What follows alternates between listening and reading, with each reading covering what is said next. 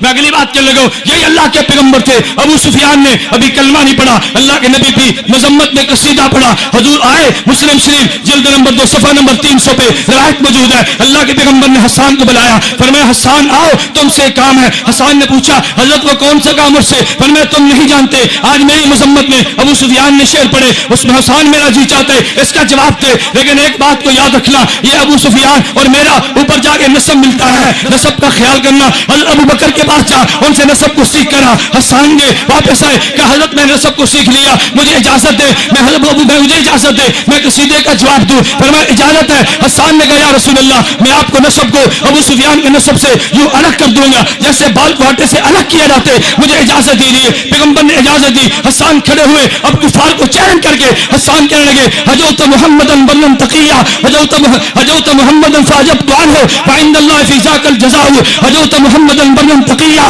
رسول اللہ شیمت الوفاء فإن ابی ووالدی وعرضی بعرض محمد منکم بقاء سکلت بنیتی علم تروها سکلت بنیتی علم تروها تصير لك من كنفي كداء جبارين العينة مسعدات جبارين العينة مسعدات على أكتاف الأسر الزماء تذل زيادنا متمترات تلتمهن بالخمر النساء فإن آرس منا تمنى وكان الفتو من كشف الغطاء وإلا فاصبروا لسراب يوم يعز الله فيه من يشاء وقال الله قد أرسلت عبدا يقول الحق ليس به خفاء وقال الله قد أرسلت جندا هم الأنصار ورزتهم لقاء يلاقي كل يوم من معد قتال أو سباب أو هجاء فمن يهجو رسول الله منكم ويمده وينصره الصباح فإن جبريل رسول الله فينا روح القدس ليس له كفاء.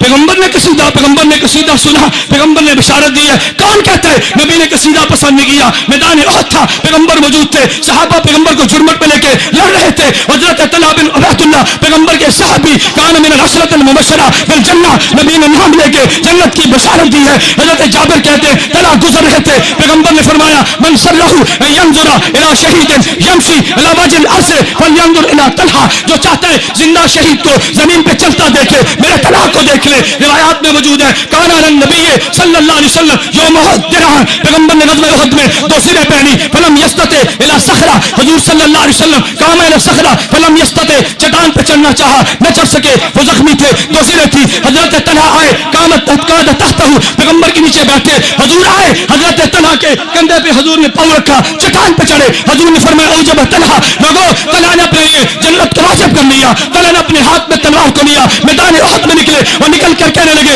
نحن حماة غالب ومالک نزب الرسول المبارک نزب ونضرب عنه القوم في المعارك سرب سوال القوم في المبارك. لوگوں طلحہ نے جملے کہے, لوگ کہتے ہیں زبان نرم رکھو, طلحہ نے ہاتھ کا بھی استعمال کیا اور ساتھ زبان سے کہا, کہتے تم نہیں جانتے میں طلحہ بنو غالب قبیلے کا ہوں, تم نہیں جانتے میں طلحہ بنو مالک قبیلے کا ہوں. آج میں تمہیں پیغمبر کے دشمنوں میں یہ ماروں گا جیسے اونٹ خارشی اونٹ کو مار سے دوڑا دیا جاتا ہے, میں تمہیں ماروں گا. اب حضرت طلحہ نے کیا کیا؟ قصیدے پڑھے نا, نبی نے سنے, جنت کی بشارتیں دی. میرے دوستوں میں ایک بات کہنے لگو, یہ طلحہ تھے میدان احد سے واپس آئے, کتنے زخمی تھے, ہاتھ چھلی ہو گیا, پیغمبر کے دفاع میں ہاتھ مارا گیا. جب طلحہ آئے نا, حضور نے فرمایا حسان میرا جی یہ چاہتا ہے طلحہ کا استقبال کر, میرا جی چاہتا ہے طلحہ کا. اب حسان استقبال جو پڑھنا تھا وہ کیسے کرنا تھا کون نہیں جانتا. حضرت طلحہ آئے, پیغمبر موجود تھے, استقبال کرنے لگے.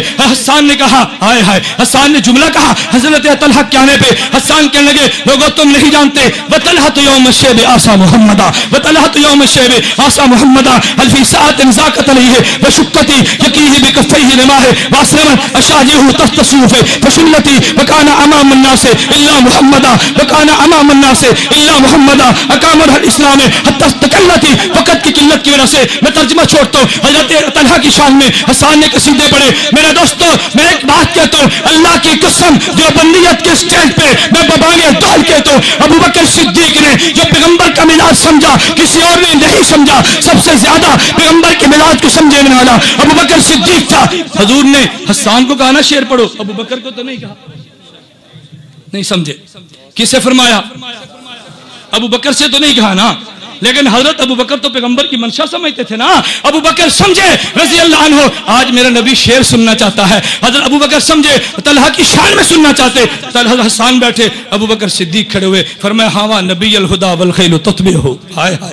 अबू बकर सिद्दीक उठे, फरमाया हमा नबी अल हुदा वल खैल तुतबिहु हत्ता इजामा लकू हमा अन दीनी। घोड़े रौंद रहे थे, तलहा मोहम्मद का दिफा कर रहा था। कहता ज़रबन अलत्तानी इज़ वल्लत हुमातुहुम वन्नासु मिन बैन महदीहिम व मफ्तूनी। अबू बकर सिद्दीक ने कहा या तलहा इब्न उबैदिल्लाह कद वजबत लकल जिनान व ज़ुव्वजतल महायिर। अबू बकर बैठे, उमर खड़े हो गए। उमर समझे आज मेरा पैगंबर शेर सुनना चाहते। हजरत उमर ने कहा लोगों तुम नहीं जानते हमा नबी अल हुदा बिस्सैफ मुनसलिता लम्मा तवल्ला जमीउन नास वन कशबू। मेरे दोस्तों पैगंबर के मिजाज को देख के सिद्दीक शेर पढ़े, पैगंबर दाद दे, मैं कैसे मानूं शायरी मिजाज नबुव्वत नहीं। हर बात को बरेलवियत बरेलवियत कहना छोड़ दो।